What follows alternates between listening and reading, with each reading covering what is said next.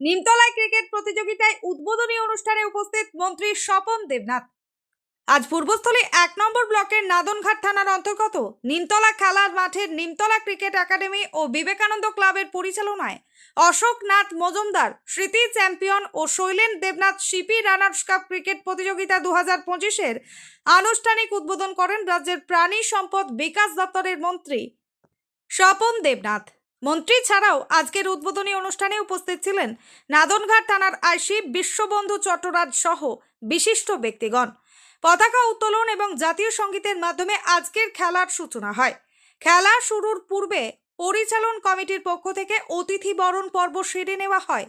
এরপর মন্ত্রী স্বপন দেবনাথ মাঠে গিয়ে সকল খেলোয়াড়দের সাথে সৌজন্য সাক্ষাৎকার সেরে নেন, করমর্দন করে তাদের শুভেচ্ছা জানান।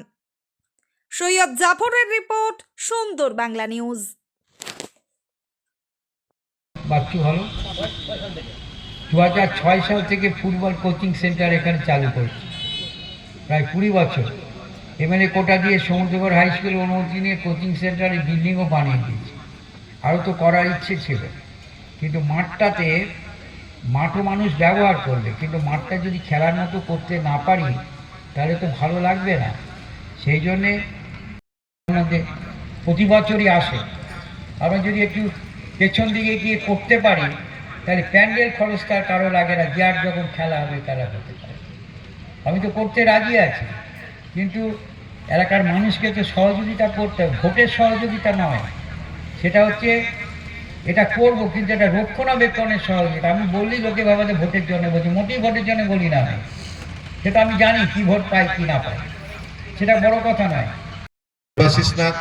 উনি মোটামুটি এটা কেয়ারটেকার হিসেবে আছেন, ওনার সঙ্গে কথা হয়েছে এবং গতকালকেই আমরা ইভিনিং এ রাফলি একটা কমিটি করেছি, তাতে 14 জনের মতো আমরা মোটামুটি যারা এই মাঠের সঙ্গে যুক্ত বা এলাকার বিশিষ্ট মানুষ, মাননীয় মন্ত্রী সাহেবকে সমেত এটা আমি করেছি। সেই লিস্টটা আমি মন্ত্রী সাহেবকে পাঠাবো।